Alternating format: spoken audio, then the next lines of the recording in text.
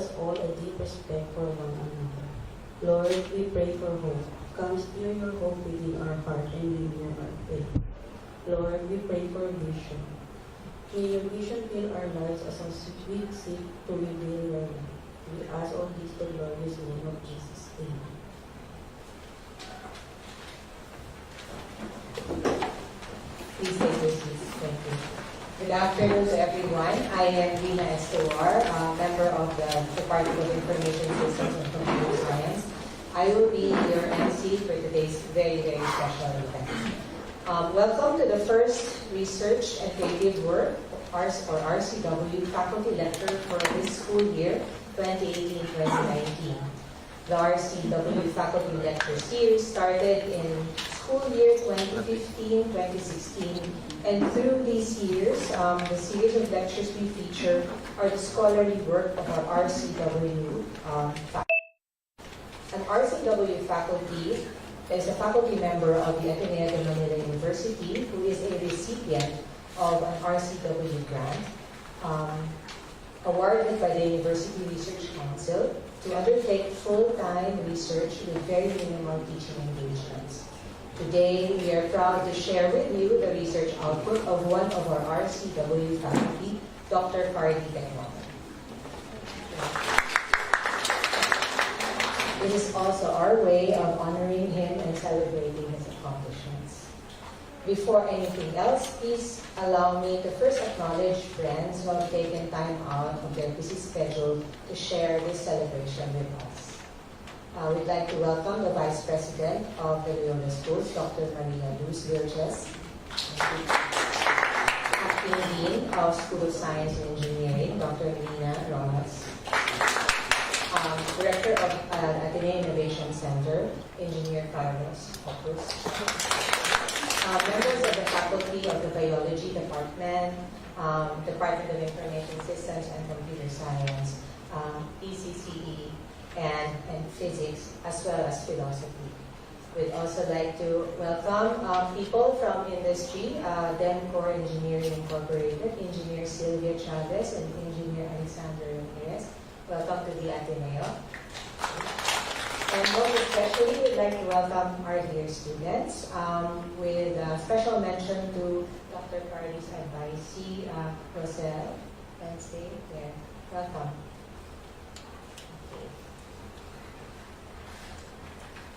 May I now call on Dr. Maria Luis Antoinette de los Peñas, Ninette, Associate Dean for Research and Creative Work, to deliver the welcome remarks. Dr. Vilches, Vice President for the Loyola Schools, Dr. Rojas, Acting Dean, School of Science and Engineering, Dr. Andrew Correa, Department of Information Systems and Computer Science Chair. The other chairs, I think Dr. Engineer Rico, our Social Research Coordinator. So our speaker and honoree this afternoon, Dr. Kardi Teknomo, colleagues, guests, students, good afternoon. So it is a privilege to welcome all of you to the Ateneo de Manila University Loyola School's Research and Creative Work Faculty Lecture Series. This is a first for this year.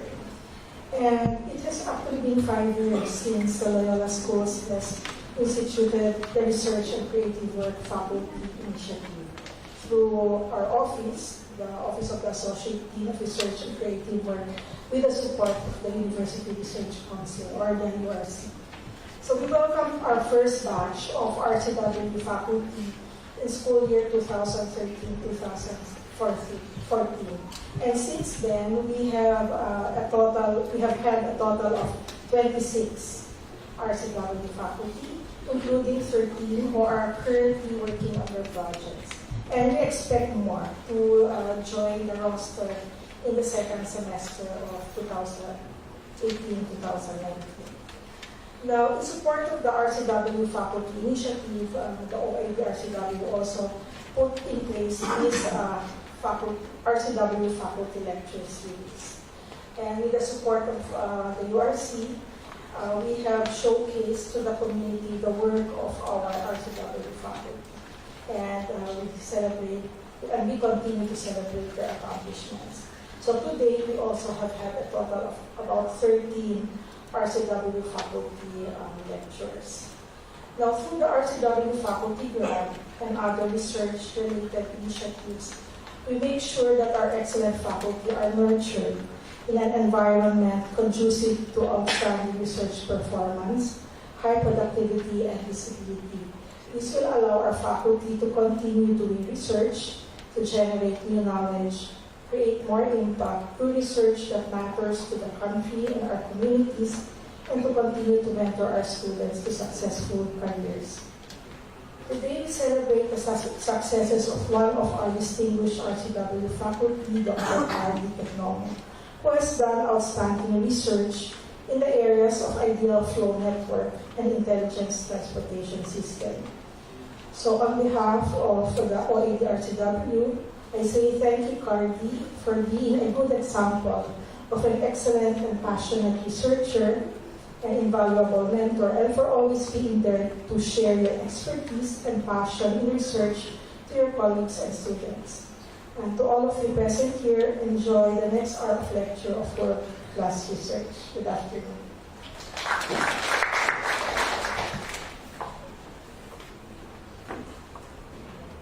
Thank you, Dr. De Las Peñas. May I now request the Vice President for the Loyola Schools, Dr. Maria Luz Vilches, to deliver the opening remarks.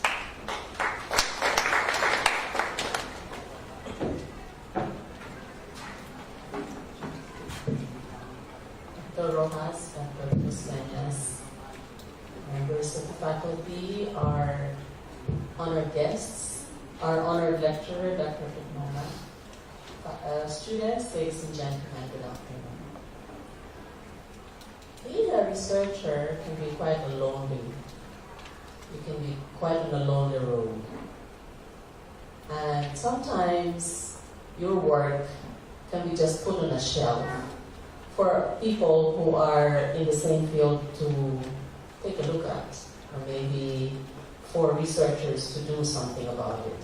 But in the Loyola schools, we would not like to think that that kind of path is the only path to research. There's a way of community. There's a way of helping other people understand what you're doing in the field of research that's from your own field, but other people might be able to benefit from it.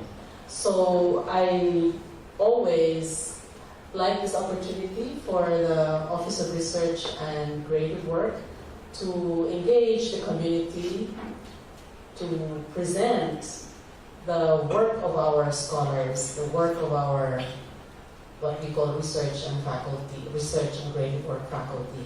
It's very important because there must be joy of research that is not just for the acknowledgement of what you do in the discipline. The joy of research is also to be able to explain to the others who might not be techie in the field where you are, but who will be able to understand and appreciate what you're doing. Because if in the Ateneo, research is not just so that you can publish or you can be acknowledged. Research is also because we want to help build the nation. That's always our tagline, to build the nation. So I'm not a scientist, and I'm always intrigued by titles or abstracts that come from the sciences. I remember being invited to a class of Greg Here's class, and I really enjoyed that. It was a physics fifth-year class where the students were talking about recent research and how they were engaged in it. They were given 5 minutes to present, and these were students. And I said to myself, how much more would this be enjoyable if this were the real scholars in the field? And we were going to listen to that this afternoon. So when I looked at the title itself, Random Walk, a Network and its Ideal Flow, I thought it was like a title of a poem, you know. I come from that field, so I thought, oh my goodness, what does this mean? A random walk and then ideal flow. How can you have an ideal flow and a random walk, especially if it is network? So I thought maybe it is important. I looked at the abstract. It says something about traffic. So I said, oh my goodness, how can you wed mathematics and traffic? And then that's very much in our faces today. So I said, well, this is something which goes beyond poetry. So maybe there's poetry in science, and Father Jack has been saying creativity is not just in literature, but creativity is also in the sciences. So I'm very much awed at what Kardi has done, and I know that he's one of our best scholars here in the Ateneo, and I'm very glad that we're showcasing him here, and not just himself, but also how he's going to tell us about his research in relation to what confronts us on a day-to-day basis. How do we solve this thing called traffic? Maybe Kardi will not tell us exactly how to solve it, but at least we'll have ideas on how we can move about, because that's part of our daily living. So thank you, Kardi, for this, and without much ado, I think it's important for us to listen to him and be engaged in this activity. Thank you very much, and welcome to this class.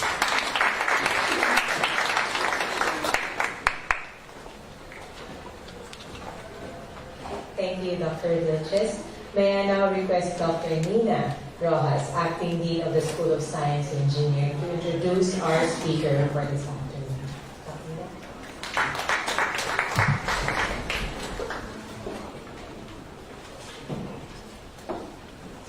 Good afternoon, everyone. Good afternoon, Dr. Vilches, Dr. Dex Peñas, as well as all of those who were involved and bringing together this group to honor one of our finest scholars in the School of Science and Engineering, naturally for the whole Bayola schools, Dr. Kardi Teknomo. So, Dr. Teknomo joined Ateneo in the second semester of 2007 and 2008, and as you'll see from all the publications that are laid out over there from year to year, he has certainly been very actively publishing his work shortly after he joined us. He brings really more than 25 years of experience as a transport engineer, writer, and researcher. So he trained as a civil engineer, graduated from the Petra Christian University in Surabaya, Indonesia.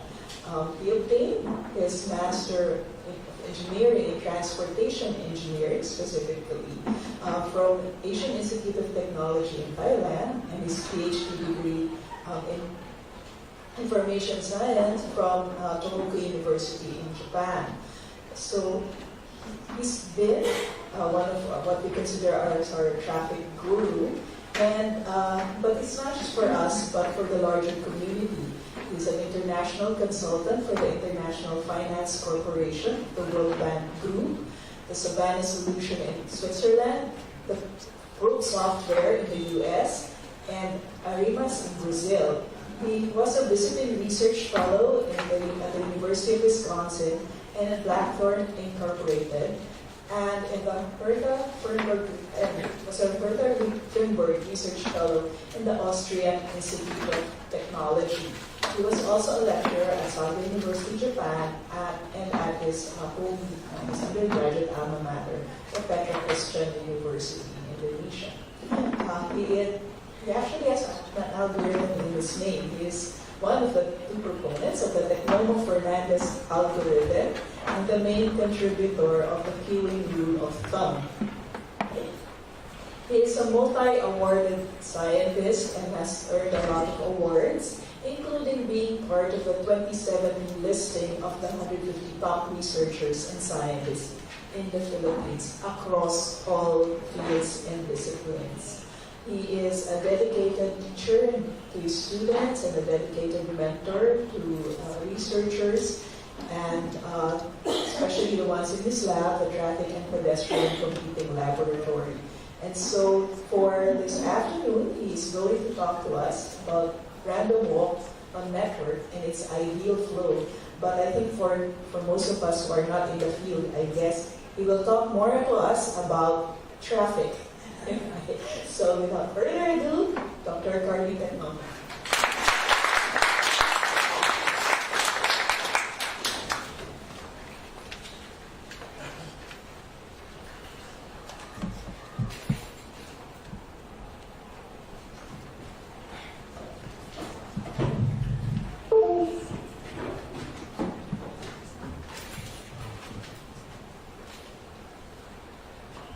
Good afternoon. Thank you for the introduction. It's an honor to be here. And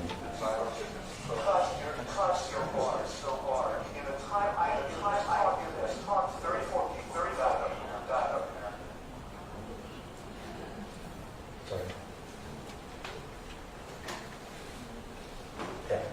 Thank you for coming to this talk. And in this talk, I would like to discuss about my 4 years research called ideal flow network.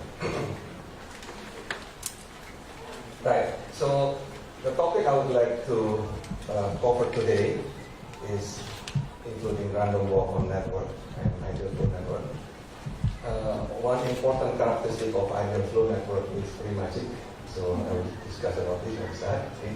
So we will explore also finally the traffic application of this amazing research that finally I will show that we can actually solve all the traffic congestion problem in MCPs in the world, okay, using this, at least based on mathematical theory.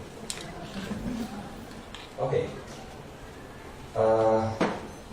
As the background, so we would like to know how to build a network tool which is called traffic assignment to analyze traffic congestion in any city. So several years ago, that when I was already studying in PhD in Japan, okay, there was one girl from India.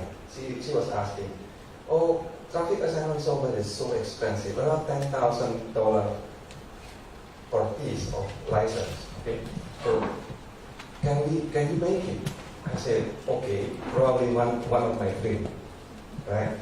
So it's so expensive and very complicated and very difficult to build. But I would like not just to build the software, I want to have some basis, okay, in terms of the mathematical model behind this software. It should be simple, should be easily understood. Okay? And I would like to have a direction that we start from an ideal condition toward the reality. Okay? So when we collect, even if we have this kind of software, how we will use it, okay, require a lot of data, isn't it? So then I say, this model should be good enough that we will have a minimum budget just to collect the data. So parsimonial, meaning a stingy way to collect the data. Okay? And if possible, the data should be collected not manually, but using a kind of intelligent transport system that can automate collect this kind of data. So this is what I will discuss today. Okay. So the motivation is, okay, ideal flow should be a guide, okay, to manage the actual flow. So to have an efficient network, the actual flow should probably be managed in the direction toward that ideal flow. What is that ideal flow? Ideal flow means uniformly distributed over time and space. Okay? So I will discuss more why this is so. Next problem is that the traditional traffic assignment model that we have right now, that very expensive software, okay, always require one data, which is called OD data. So what is this OD data? Origin destination data. So as an example, in the Philippines, the OD data that gathered by the Philippine government is only 2 times in the whole history of the Philippines, which is Mutis and Muset. Mutis in 1996, Muset is just 2016. About 20 years to gather. Why? Because it's so expensive to gather OD data. So then my question is how we will model the traffic assignment without OD data. So this is the example of OD data of Ateneo. We gathered it in 2 days with 236 surveyors. Okay? That cost around 500,000 just to gather this data alone. Now, yeah, this is the OD data was gathered in 2011, funded by IPC. Okay. That is the time that we changed the Ateneo traffic.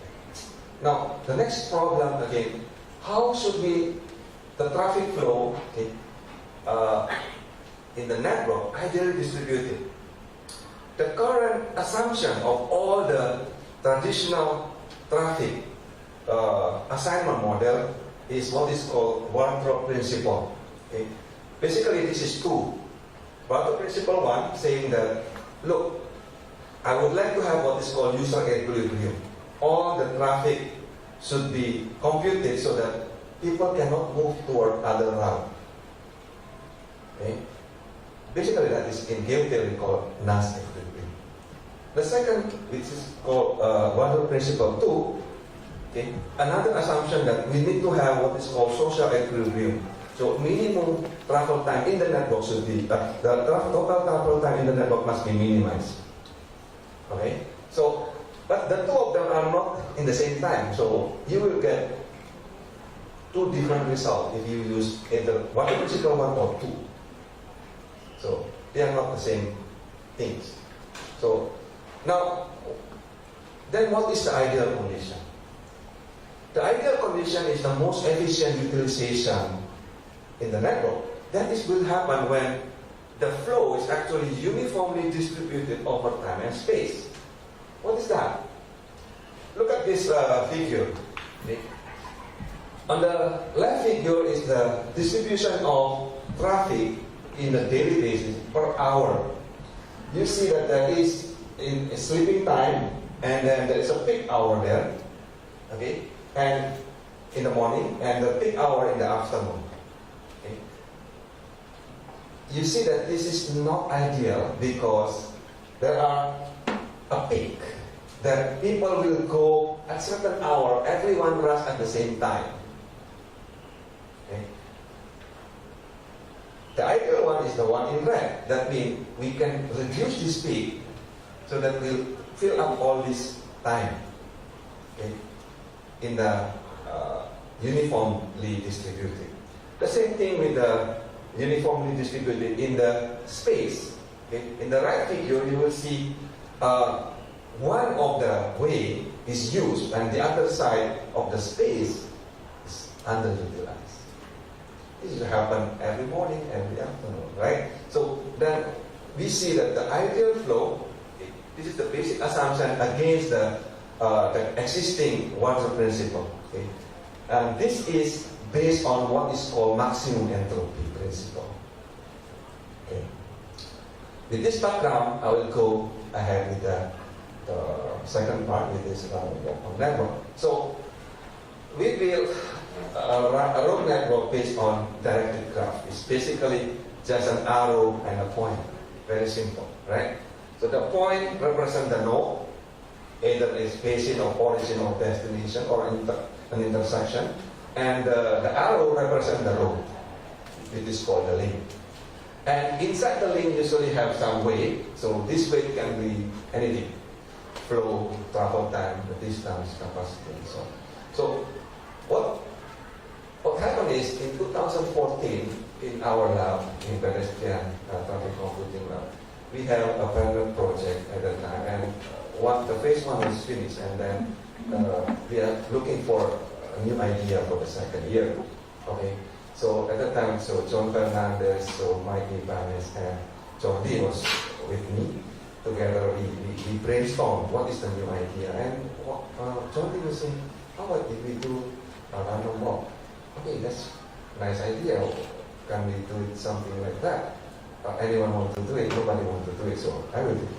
So after that, this is what is random walk. So you have a random network.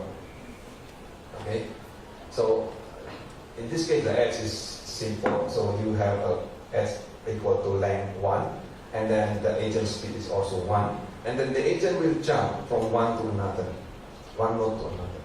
And our interest is actually to record the trajectory of this jump.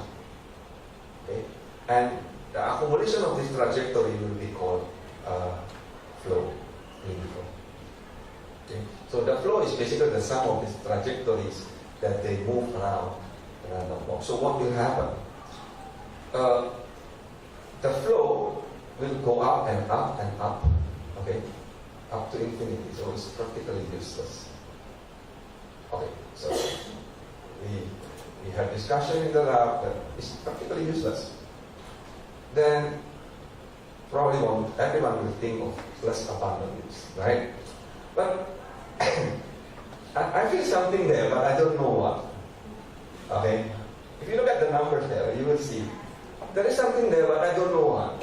Okay, so after I try here, there, and finally, what happened is, how if we divide? I said, well, how if we divide by the total flow? What will happen? And the pattern becomes clearer.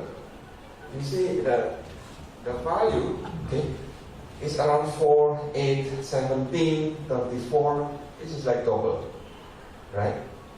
Then I said, okay, how about if we divide this with some kind of minimum? Okay, and we run it over time until infinity. What will happen? Amazingly, something magical happen. It becomes integer. Okay? I said, wow, we found something. Well, what is this for? I don't know. Right? We just found it. So, and then we found, okay, let's try a different network. Okay, what will happen? The same thing happened. It keeps increasing, and when we divide with the minimum, it's always integer.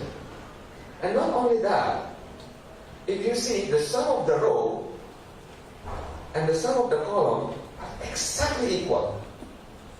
Exactly equal. Is this happen in any network? Yes, in any network.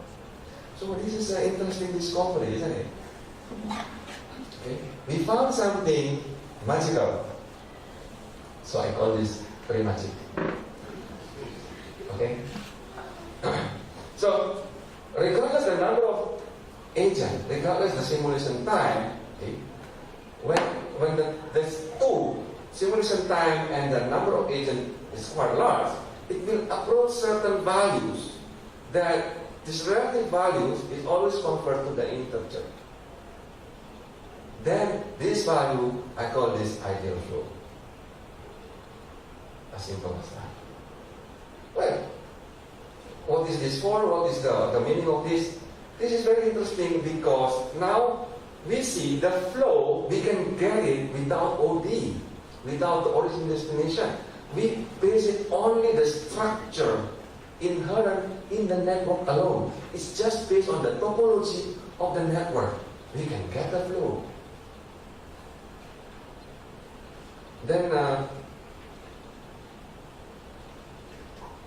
good point happened. Okay, this is will happen because we have the known distribution that is equal, uniform distribution, right? That's the beginning.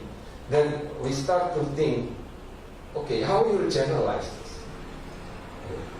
If we generalize this, then we probably need to change the distribution. It's no longer uniform.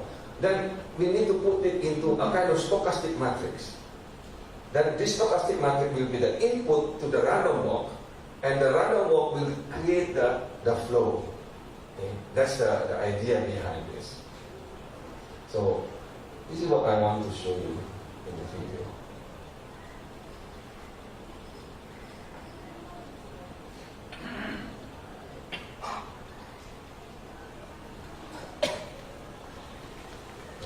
Let's start here.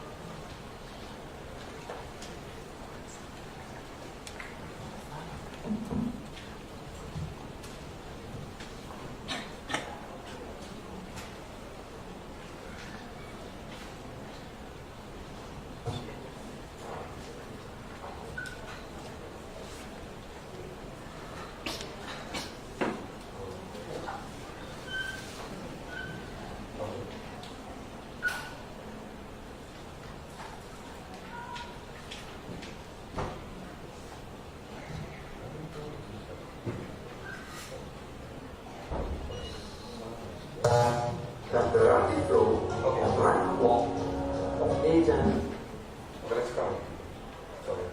is one example of transmission network is one example of strongly connected network. Starting from the node, we may go to any other node and surely we can go in. Suppose we have many agents, such as vehicles or people, that move around in the network. Whenever an agent reaches a node, it will make a decision based on a certain probability distribution on which link to go next. Whenever an agent passes a link, we also record the trajectory and accumulate them as the link flow. What will happen to the link flow if we simulate this random walk for infinite times now? Link flow of random walk is not useful because it will get bigger up to infinity. However, magical phenomenon happens if we take the relative flow instead of the flow by dividing the link flow by any of the statistics of the flow, such as the mean, we get the relative flow. We discover that the relative flow of random walk of agents in a network always confirms with integer numbers. This amazing natural phenomenon always happens regardless how many nodes or links you have in the network or how we connect them. As long as the network is strongly connected, the convergence of the relative flow is guaranteed mathematically. These convergence values of the relative link flow are called the ideal flow. Thus, the ideal flow is the steady-state solution of the random walk on network. Before watching,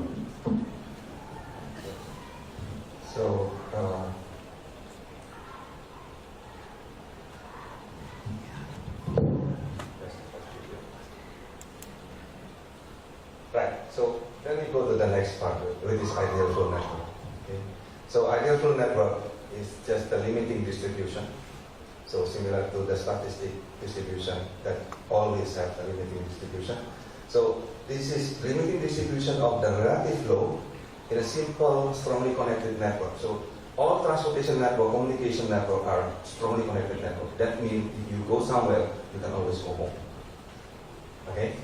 So, and subject to constraint that the flow is conserved.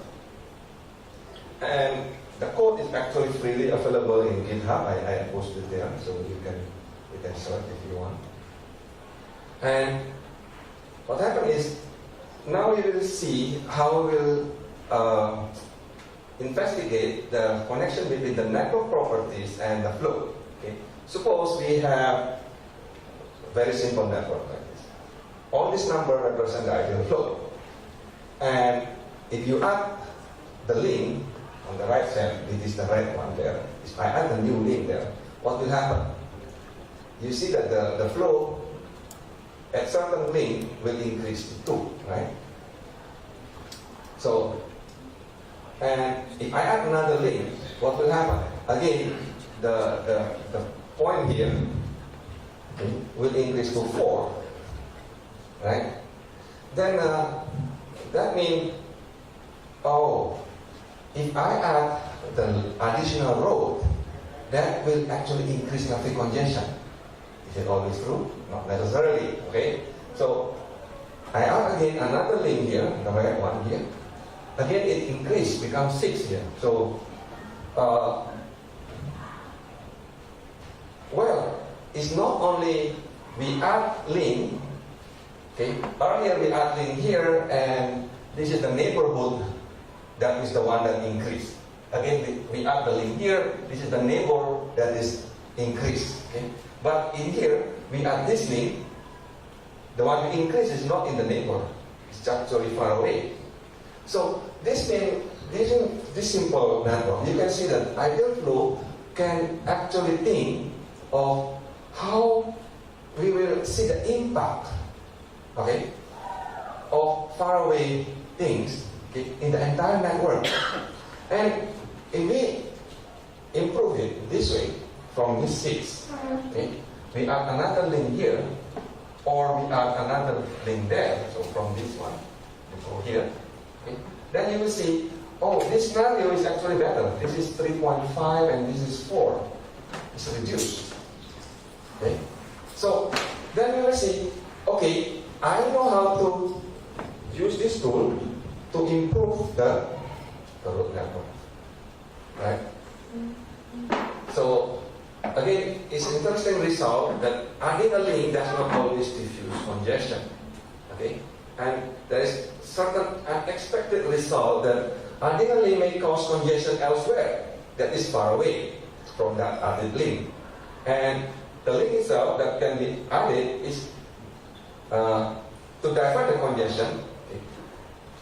If you actually provide more direct alternative route, that is how you will solve the congestion. So we see that using this tool you can play. Okay, how we will solve traffic congestion. Everybody have idea, of how to solve traffic congestion. Okay, the pedicab driver over there also have idea. Okay, everybody face the same problem. They always have a new idea. But the problem is this idea cannot be quantified. Okay, this idea is only idea, right? But once you quantify it, this tool is just to help you to quantify this idea. You can try it whether your idea is actually improved, how much improvement you start to quantify this. Okay. Okay. So let's do that. Now the main properties of ideal flow is 3. First is premagic property. It is basically the flow is conserved in each node. The sum of row is equal to the sum of column. Second, there is a scaling property because this is a relative flow, not the actual flow itself. So you can always multiply by a certain kappa, parameter kappa there, that we can use this for the calibration of the model. Okay? And of course the requirement is must be strongly connected network. That means when you go somewhere, you must be able to go home. And more than that, because we can base this network properties based on maximum entropy, then we can also compute the entropy ratio. Then we can see, oh, this network is how many percent they are comparing to the ideal condition of uniform distribution. Right? Then we will see, oh, this efficiency is 97%, this efficiency is 60%. We can compute that. Okay. then you will say, okay, I need computer to do that, right? Not necessarily. Actually, we can compute ideal flow manually, okay, using hand in the whiteboard. So how you will do it? Very simple. Look at this, okay? Suppose this is the network that you have, so I will put 100 here. Knowing the distribution that you have. In this case, I assume the distribution are equal. That means that 100 will be distributed 50-50, isn't it? And then that 50 will be distributed 25-25, right?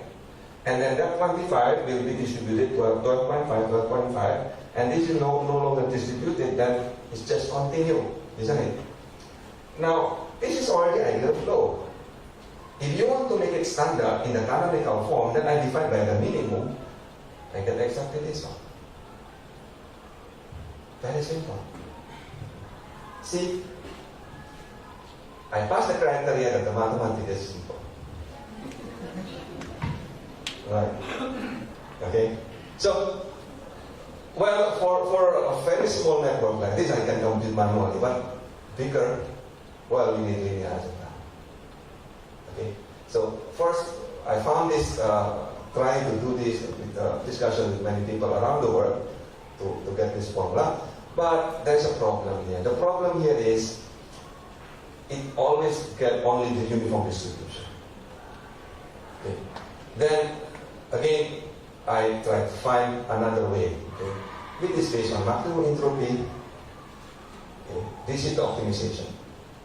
With this optimization, we practically can solve anything. Okay. So, this is just the entropy. Okay. And this is the stochastic matrix distribution that we put. And of course, the total distribution probability must be 1, and this is the premagic, and the total of the flow must be given with this kappa. Look like complicated, right? But actually, this is simple. Why? Because you can solve it using Excel. Okay. So again, for small network, I put the stochastic matrix there.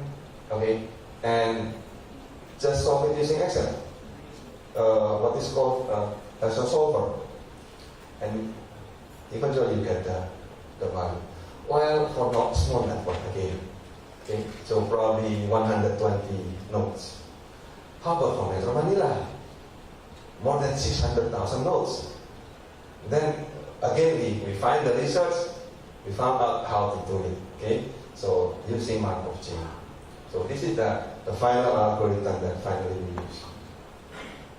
Using this one, we can solve practically based on the limit of your computer. The next one is, the third part is premagic. So, what is premagic actually? Premagic is a square matrix where the row of the sum of the rows is equal to the sum of columns, isn't it? And the theorem is, look, ideal flow matrix is always premagic matrix. And why is that so? Because the flow are conserved. In each node, the flow are conserved. Okay? But look at this way. Premagic matrix itself is not my invention, of course, right? So, any matrix which is symmetric is also premagic. Any diagonal matrix is also premagic. Any matrix that is equal value, again, is also premagic. Okay. And I listed many properties in one paper that you can also download, okay, about the premagic matrix. There is something more. Premagic matrix itself is represent the equilibrium. Okay? So, whatever in this small network is like the nodes, okay? 4 nodes here, and we computed. This is the perturbed value. If the value is not changed, it is in here, that means this is the equilibrium value. But if we change slightly, very small change, okay, to the left or to the right, then the result is non-linear. It will not become equilibrium anymore. So this is just to prove that, look, if you want to use this for physics, for example, the force, okay, that represent equilibrium is premagic. And beyond that, we found that, look, because it's premagic, we can have a self-correction. Okay? This is the data in Surabaya of supermarket, and the student probably corrected it not correctly.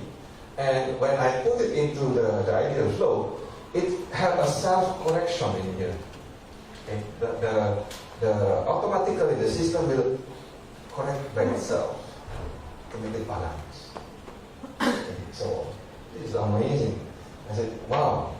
And more than that, okay, we also discover at the RA, okay, that the duality graph, okay, duality graph means if you change all the node into a links and all the links into a node. Okay. In the duality graph, the flow is also premagic. So what happened? So suppose I have a flow here. This is the flow matrix. And if you look at the non-zero value here is 4, 1, 3, 3, isn't it? So I listed here. And if sum all of this is 11. Okay?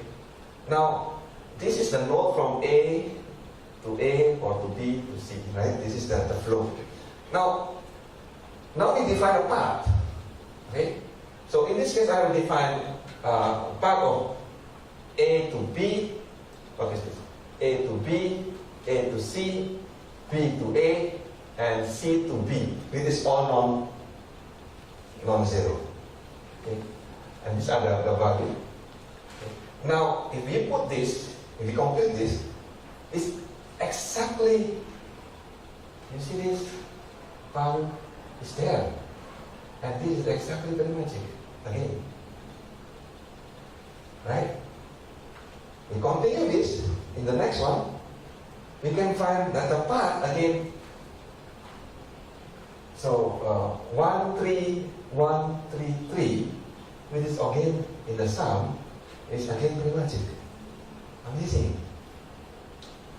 Okay? So again, this is just mathematics, but if you look at it, there is some properties. Mathematics is not my discovery, okay? But this is something that God have given, have created.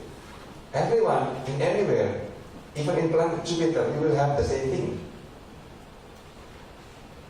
Right? So, then, this will go up to how we will apply this theory that we develop. It's all just mathematics. Right? So, then let's develop more application. This is of course, because my background is in transportation, I want to solve transportation problem. But look, the theory you can use for anything, not just for transport. Okay. So the solution of traffic congestion is depend on the two parts, which is demand and supply. Okay. And the supply, you will think about what is the infrastructure there. So in this case, the connectivity, the capacity of the road, and in the demand, you will think about the flow. Both sides, you will see this is what is the performance. Okay? So in terms of the speed, travel time, delay, and so on. Now, compare this to the traditional traffic assignment model. Okay?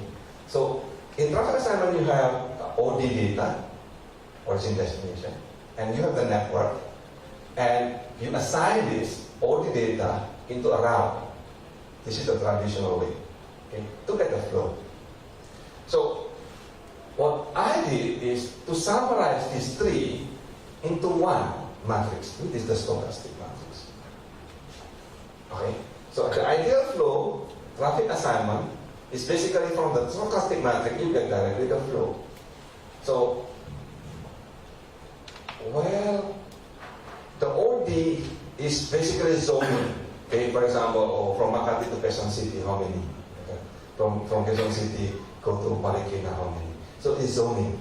But when I put this zoning of OD into the stochastic matrix, which is a micro level, okay, zoning is macro level, then we need to get the OD in each intersection. Tremendous amount of data required, right? So this is the minus part, okay, this benefit of this technique. But remember, this is probability. Okay? That means we can actually compute the probability, not necessarily based on the data, but based on certain thing that you have at hand. Exactly, that's the principle of maximum entropy. Which is, if you have what kind of data, using that data, you can calculate everything that you have based on the constraint of your data. Okay? So, in that case, I say, look, if you have only network structure of your connectivity alone, then you will get uniform distribution. If you have only the structure in terms of capacity, it is the number of lanes, you can take the capacity ratio into probability, right? Then you get the probability without requiring any other data. Wow, this is nice. Okay? Then, how about if you really want to have more accurate? Then you create a data. How to create the data? Well, you can create the data based on mobile data, based on probe card data, based on certain camera in the intersection. So I started this year with the funding of Toyota. We start to create the tracking of the vehicles, right? So you can see the future image. Okay, that we can track the vehicles in the intersection to get how many flow to the left, to the right, and go straight. So now, if we know this automatically data collected, okay, based on the fake probe car, or the camera in the intersection, or GPS mobile phone, okay, then we can get directly the network information, okay, and this can be used for car navigation system. For the new, for example, autonomous vehicles, this will be very useful. Because now car can move by itself and they know the information of which place is actually congested or not. And they can actually compute the travel time automatically. So, the basic idea of ideal traffic assignment is you have a network structure A, which is the adjacency matrix, and you have a capacity matrix in this case. And this is another input, which is the U is the maximum speed on each link and the length of each link. So these are the data that we have, which basically you can just get it from the Google Map or OSM. Very simple. Okay? And because we know the capacity, we get the capacity ratio, we get the stochastic matrix. From the stochastic matrix, this is the ideal flow, so you get the flow, right? And then, because you know the capacity, you divide with the flow, you get the congestion. So once you get the congestion, you can compute the travel time, you can get the delay, okay, you can get the speed. So this is an example. So say this is a very simple intersection. Okay, so clearly this is not strongly connected, isn't it? So how to make it strongly connected? We create what is called cloud node. So we have a dummy node here, cloud node. And the amazing thing is, using single cloud node, you can actually make any network strongly connected. Okay? So, and you connect this, all the sink will go to the cloud node, all the source will go from the cloud node to the source. Okay.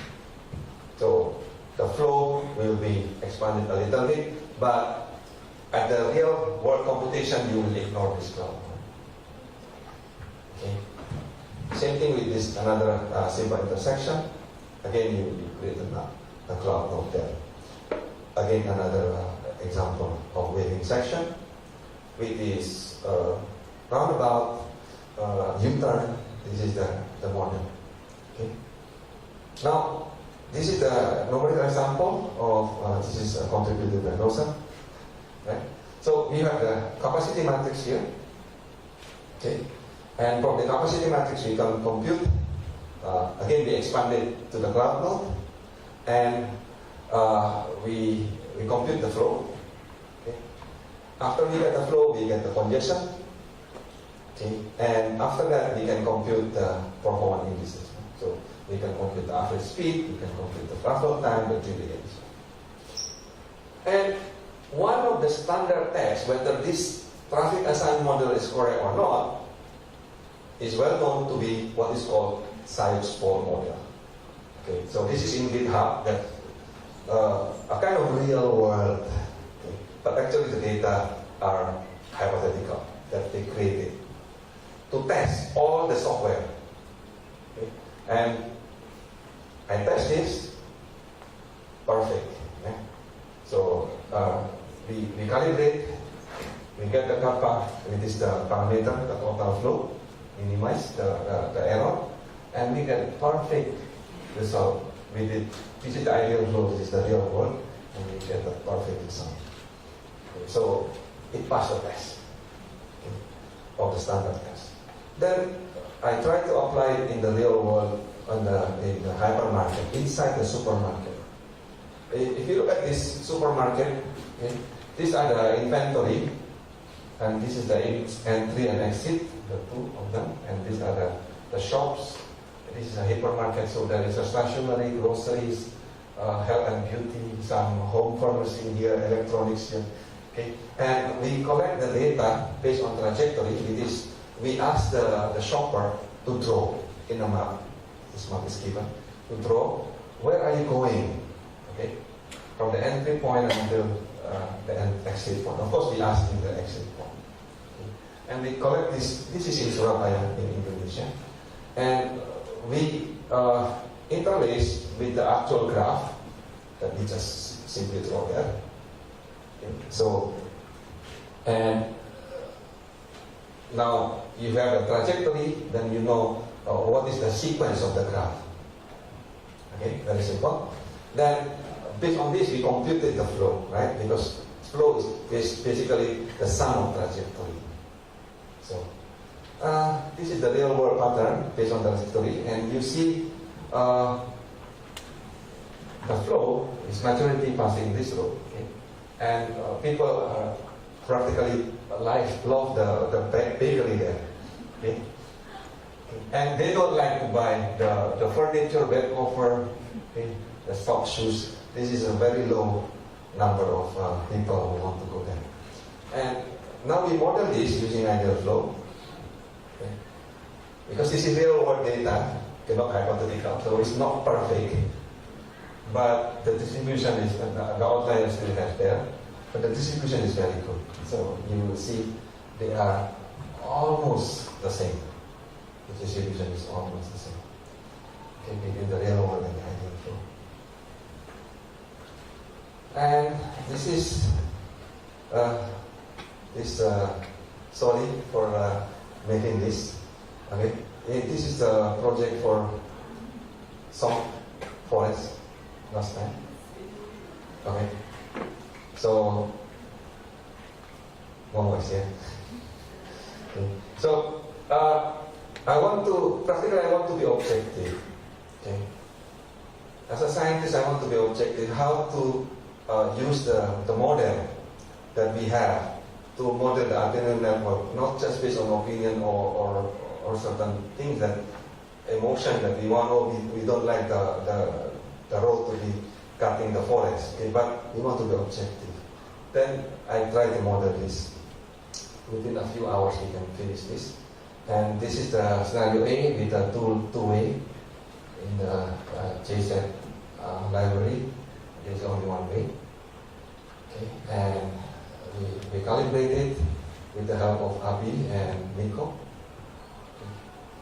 And we get the minimum, and we see that actually the new road network is not really useful. Okay. And this is what we have. And for Ateneo, for Metro Manila, we also trying to do. So I did this. So this is the ideal flow. Okay. In Metro Manila, it's very complex, so I will just throw it this way. Okay. So if we zoom in, you can see. Okay. So this is another application. I better show you in the video.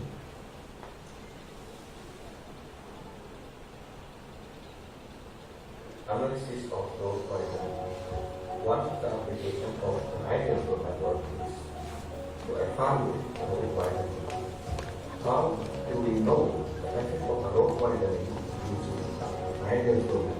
With road widening give us the solution to the traffic congestion problem, since adding more lane or wider road would mean adding more road capacity. You can be sure that the probability to enter that lane after the road is widened will be higher than before. That means the flow that will pass this lane will also increase. In general, road widening will merit the lane that is widened. However, if we look at the entire network using IFN, we can also identify which other link would be affected to have more congestion due to the increase of the flow in the newly widened lane. You can see that road widening does not always have a good impact for the entire network. This problem is often ignored by the authorities because they only focus on seeing the impact on the link itself rather than on the entire system. Ideal flow network can help us to see the effect of road widening on the entire system.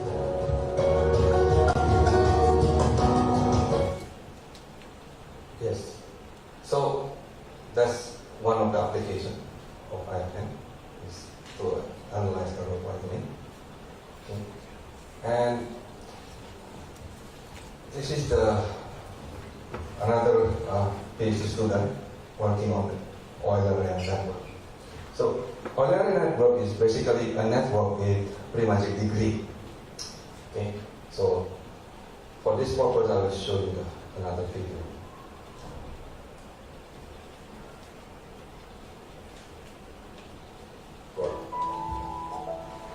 An Eulerian network is a network with a premagic degree, where the in degree is always equal to the out degree for all nodes. A grid city is one example of an Eulerian. What will happen if we design our road to be an Eulerian network? We will answer that question using ideal road network analysis. Here is what happens if we design our road network to be Eulerian with equal distance. When the road capacities are not equal, the Eulerian network will create a balance flow that is almost equal to all links in the network. When we set the road capacity to be equal for all links, the stochastic matrix will create a uniform distribution for each node. We have the premagic capacity where the total road width for the outgoing traffic must be equal to the total road width for the ingoing traffic in each intersection. In this case, the congestion will reach the absolute minimum and it will reach both a Pareto optimal and a Nash equilibrium at the same time. It is a Nash equilibrium, or often called Husserl equilibrium, or one-drop principle one, because we have equal travel time due to the equal congestion level.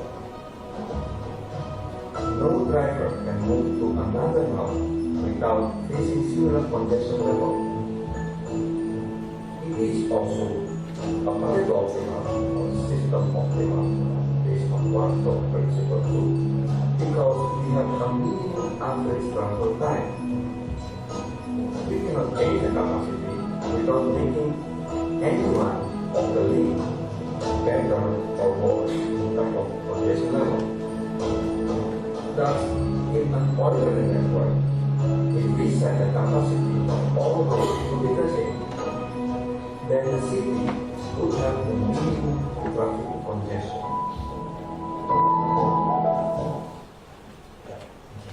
So, right. Earlier, I mentioned that Nash equilibrium, or water principle 1, is one of the foundation of existing traffic assignment. Okay. Another one is called system optimal or Pareto optimal. So, we see that using this ideal flow, we can get both at the same time if we have certain type of network. It is Eulerian or premagic capacity. So this is again we found, and this is actually amazing because now we will know. Okay, this is the solution of traffic congestion problem all over the world, right? If you design a new city, then build it as a auxiliary network, great city. Okay. Now, for existing city, probably more difficult to achieve, because you want to build as a great city which is already circular. It's very difficult, right? But for the new town, this is probably the solution. And this is an example. Congestion is actually non-linear system. Okay, so if a congestion is above 0.8, that is the one that you feel as traffic congestion. If the congestion level is below 0.8, it's actually nothing. Okay? You don't feel it. Okay? It's just so. Now what happens if we have a system here? This is very simple system in Excel I built, and this is this link has seven lane capacity. Okay, and if you look at the traffic congestion, this is the flow, this is the traffic congestion. These links are congested. Okay. Now, because the network is Eulerian, we can actually reduce the number of lanes, not increase. From 7, I will reduce it to 4. And if you look at it, the congestion level will be equal for all links, okay, and below 0.8. Right?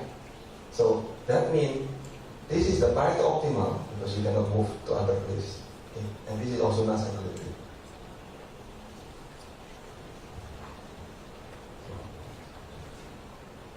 Amazing. Yeah. Okay. So, as the conclusion, I will show another video. This is the last one.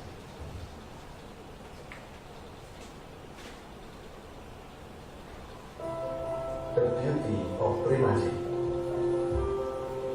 Some patterns in nature are beautiful, such as harmony in music and the Fibonacci pattern in nature. Premagic is also a beautiful natural pattern. A premagic matrix has the property that the sum of rows is equal to the sum of columns. What are the interesting properties of premagic? A symmetric matrix is always premagic. A diagonal matrix is always premagic. A matrix of the same mark is always premagic. Magic matrix is always premagic. The beauty of the premagic matrix goes beyond vector matrix. If the premagic matrix is irreducible and premagic, then it is an ideal flow matrix. The flows in ideal flow network are always constant. The total inflow is always equal to the total outflow of all nodes. An ordinary network is a network with premagic degrees, where the in degree is always equal to the out degree of all nodes. If we design our road network to be Eulerian, the city will become a great city. If an Eulerian network set the capacity of all roads to be the same, the city will have the minimum traffic congestion. If the road network is not Eulerian, but the capacity of all roads are set to be premagic, then the city will also have the minimum traffic congestion, which is both the Pareto optimality and the last equilibrium at the same time. That is the ultimate solution for traffic congestion in its one network topology. Before watching, Thank you. So, if you have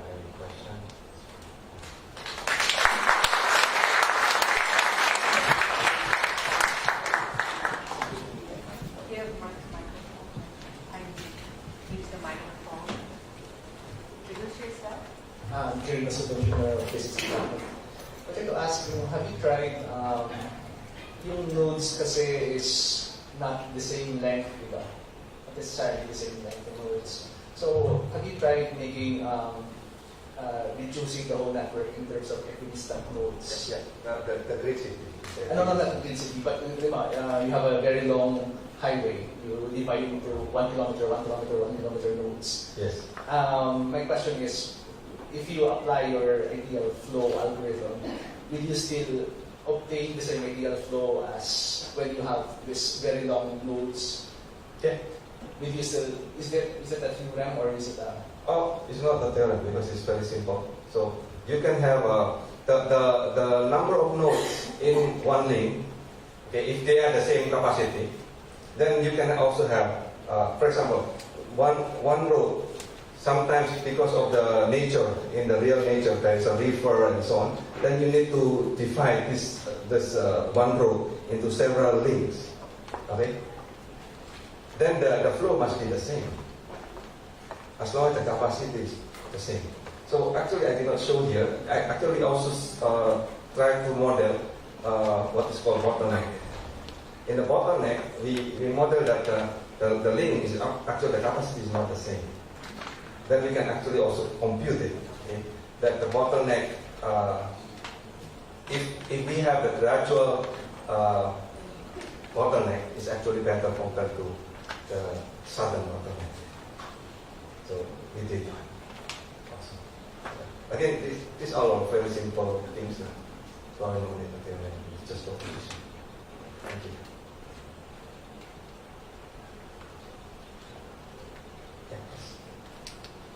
In your model, you don't need to do an OD survey, but you need to do a traffic count for the entry of the data to the model. Correct. I cannot say that we don't need OD survey. If you say, do we really need OD survey? No. But if you have OD data, you can also input. Okay. In the new paper next year, published, right? Okay. It's Rosella, so that will be, but where we will actually include the OD survey. Okay. Because, several times we try to publish this. The traditional transportation engineer will always say, this is a wrong model because there is no OD data. Okay, then I will show you mathematically that this OD data is actually the same as stochastic matrix. That's what I'm telling you. So this new paper next year will be published. When? March. Okay. It's available online now. So that one is the integration between OD and the ideal flow.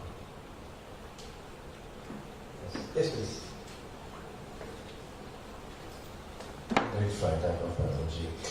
I'm interested, do policymakers request your services or do you offer your services and they are willing to incorporate your models and theories into planning of traffic? Yeah, if they want to. But do you have an example already that your data or your models were used for certain solutions? Not at the moment. For the actual traffic city, we try to propose this for the DOST project, remember, and they rejected, right? Simply because I'm foreign again.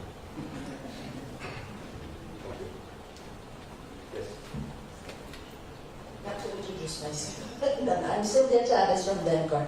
Have you tried comparing your sample network inputting to a Visum or Cube or Strada? I don't have that kind of expensive software, so if you have, then we can compare this. The reason I built this because we don't have that expensive money to software to deal with, and in reality, there are more universities or more people that want to use this rather than the very, very expensive software. Animation in Visum is very, very nice. Okay. And this one is just black and white, so it's really ugly in terms of animation. But the result, I think it's just the same. We can always calibrate to make it the same, right? Yeah. Is this? Have you tried correlating with Waze data, for example? Yeah. The picture of Waze that you show if it's the same as your... I did not do that, but we can do. If there is a student want to do that, we can do. Okay. Remember, Waze data is basically regional, zoning, right? Then, if we know the trajectory, then we can put it back into the stochastic matrix, and then we can also compute. Same thing. So the basic idea is, as long as you can get the stochastic matrix, okay, then you can compute the iteration. As simple as that. So then, how to get the stochastic matrix? Many ways. Okay. If you don't have the data, just use the connectivity or the capacity, how many lanes that you have. If you have the data, it will be more accurate. Okay. The more data that you have, of course, the more accurate it turns out. But again, we can play with it. I cannot get the full amount of data, that's fine. If you can get only the connectivity, it's only okay. But again, the result is not that accurate. Now, if you get the full OD, you compute using, say, Visum or something, and then you compute it back using traffic assignment, yes, we can get excellent result, very accurate. Similar to the result of this one, the argument, this one, the science. Okay, we get perfect. This is a real city, right? Hypothetical, but this is a real city. So, regardless the city name, it's just, for us, it's just node and link, okay? The data is just numbers that we put it in and then we automatically calculate it. So, if you see, this is perfect because the data is there. And this is, again, the data is there, but it's not really perfect because it's real world and a lot of noise. So, yeah, this is the result. But in terms of distribution, they are almost the same.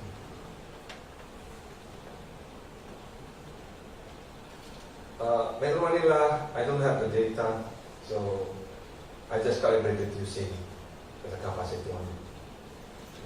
Once we have more data, we can calibrate more detail. We are still in work in progress. We want to model, say, 200 cities around the world, right? Okay.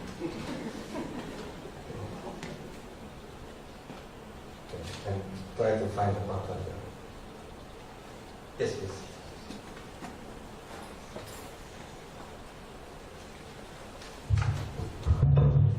Kardi, I'm Greg Teman from Innovation Center. If you look at the mathematics of the maximum entropy kind of situation, but here you have subsumed in the real traffic the complete diversity of the traffic. So it almost doesn't matter mathematically that we have a variety of vehicles going off in different directions and they have different driving habits. So it's as if it doesn't matter, that the diversity doesn't matter. It's like kind of magical. But I know somebody who runs a shipping company, and they have a contention that in fact you can get rid of the traffic lanes. Okay, suppose now we have trucks limited to certain lanes, which can be modeled in this kind of a context. So their contention is that they can get rid of the time schedule for trucks only, and in fact do a better job. And they have the data of it. So I'm wondering whether or not, I think your analysis can help them make the case to the government that they can easily get rid of it if they reroute the traffic accordingly, and there may be some rules. So this may be a very interesting project, and it's Air 21. They've approached us in AIC before, but that could be a very powerful argument, and you will find the industry guys very, very interested in that. I know all the logistics guys have their own version of getting rid of the truck lanes. Thank you for the suggestion. So I have another research. This is called string propagation values. It's still with routing and optimization of the routing rather than this one. This is just to compute the flow and the congestion number. So for that purpose that you mentioned, we probably need to combine both sides.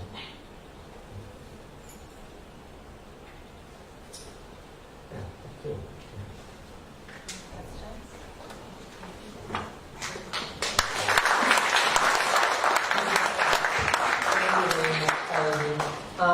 We have also used this ideal flow network in disease modeling publication in January. Okay. We'd like to show Kardi a video that we have prepared.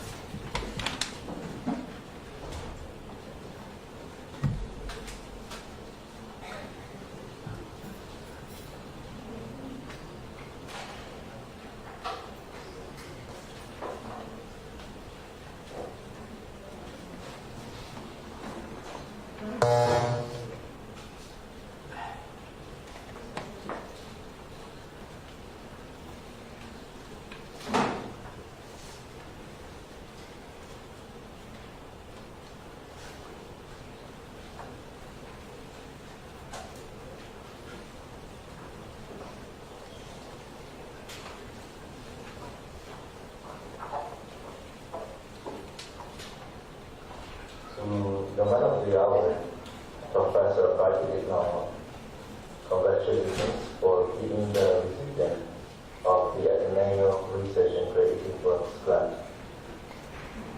For most of those who live here in Manila, traffic congestion is really a problem. Luckily for us, it's an opportunity for research and even a chance to get an RCW award. I could not really help but admire you, your ideas, ideals, and ideal flow, and how all these things are translated into scholarly works and discoveries that are valuable in solving the world's problem of traffic congestion. Already I am very excited, and I could not wait that your ideal flow model will become an indispensable concept in the study of transportation completely. Again, my warmest congratulations. I'm Mark. Congrats for your recent success in your research, and looking forward to whatever you're going to teach. Merry Christmas! Congratulations on Kardi on your research. I'm looking forward to more researches. More power. Hi, Mr. Kardi. You're being a very kind and inspiring mentor. Good luck and congratulations. Yay! Hi, Dr. Kardi.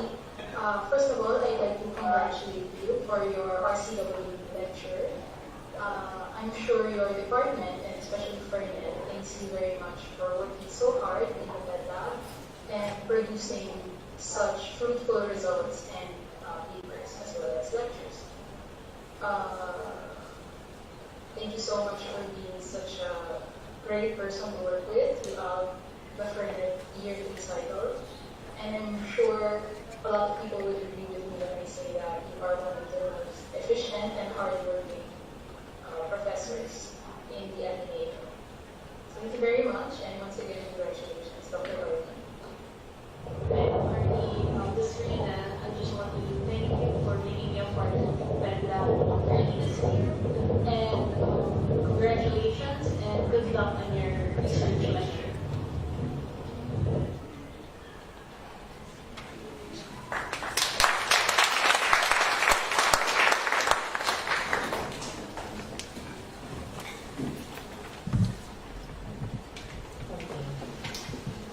May I now call on Dr. Andre Coronel, Chair of the Department of Information Systems and Computer Science, to come to the stage for a short message.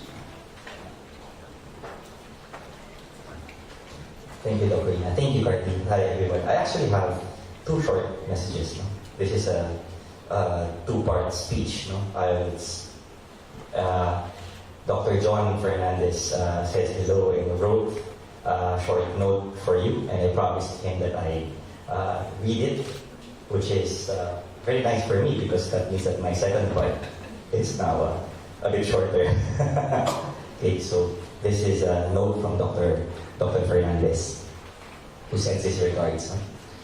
John says, Kardi is probably the most passionate and dedicated faculty researcher that I have ever met. He can stay up late at night thinking over some research ideas and solutions. He's also very creative, and he tries to apply his creativity in improving his teaching strategies. Because of his appetite for knowledge and continuous learning, he has gained advanced knowledge in both theory and practical knowledge in broad fields, from business to mathematics to software, from engineering to philosophy to complex systems, and also deep knowledge and in focused fields of his research in microscopic, pedestrian, simulation modeling.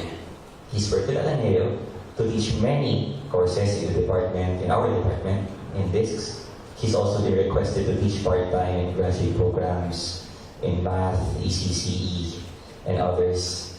Ateneo de Davao, as a flying professor. He has many awards. In his research work, he has been awarded with Distinguished Senator Hill Puyat Endowed Professional Chair almost every year for his excellent publications in international journals, including being keynote lecture speakers in many conferences. In terms of service for the Ateneo, he has made significant contributions to the design and simulation of traffic schemes that has helped ease the traffic of the campus. Ateneo, the department, all of us, we are truly fortunate to have had the chance to have him and part of our family and the DISC's faculty roster. And so thank you, Kardi. So that's from Dr. Fernandez, the second proponent of the Teknomo Fernandez algorithm mentioned before. Yes. Now for my part of the speech, which will be significantly shorter, because much has been said that, I don't want to repeat things we already know. No, we've introduced Kardi as an excellent scientist. So I guess this is a time for me to express to you on how he is excellent as a person. From witnessing his this is not his early research, but it's my early years of being acquainted with Kardi, and I saw a bunch of students with red hats running across Faura, and I was wondering what's going on. Apparently, Dr. Teknomo was doing some pedestrian experiments, taking videos of students crossing the Faura field, and with that, and we're all under computer science in the department, but this is not my flavor of research. I think this is very interesting, and I struck a conversation with him, and we haven't stopped talking since. Because it's always interesting to talk to Dr. Teknomo, to Kardi, and in all of our interesting conversations in the faculty, in Faura Hall and the department, I always inadvertently noticed how Kardi is always inclined to solve problems all the time. It's not his requirement, it's what he does. Dr. Teknomo is a problem solver, but what I'd like to share with everyone is that Kardi doesn't seem to solve problems for the sake of solving problems. It's actually never for the problem's sake. What I see from Kardi is a true sincerity and concern for the fellow man. It's not traffic for traffic's sake, but solving traffic for all of us. In my opinion, that's what makes Kardi's work excellent. It's his sincerity. You all saw it when he was presenting, which is excellent. I think Dr. Kardi Teknomo, you deserve everything here and so much more. Thank you for your work and thank you for yourself.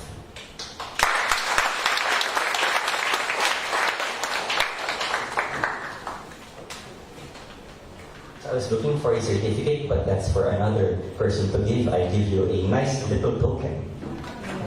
With the photo opportunity.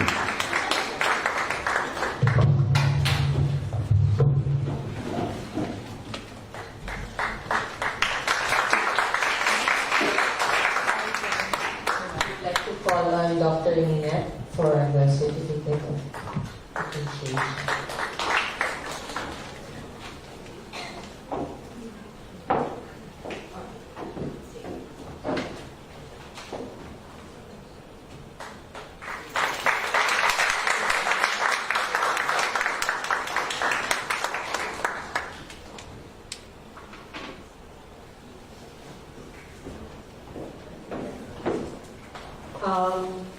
Thank you to everyone. Our warmest congratulations to Kardi, Dr. Teknomo.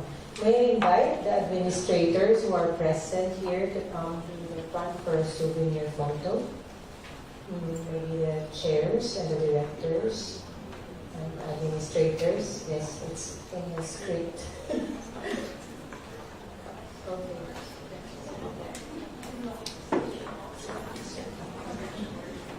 Yeah, directors of centers, research coordinator, chairs, LS admin, forward teams.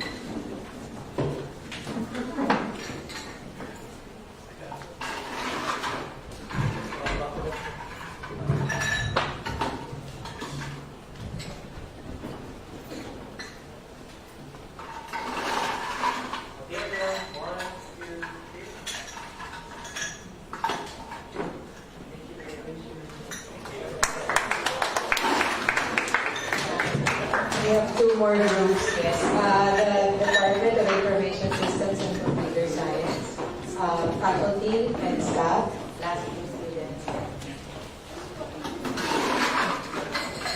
With Kardi.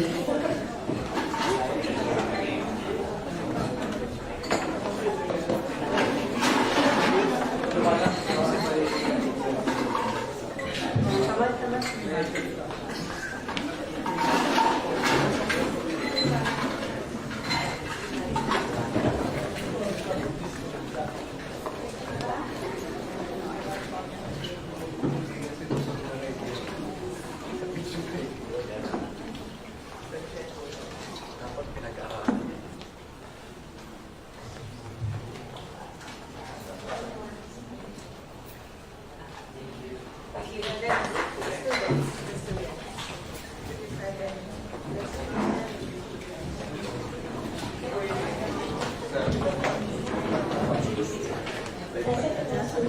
All the students who are here right now. Students.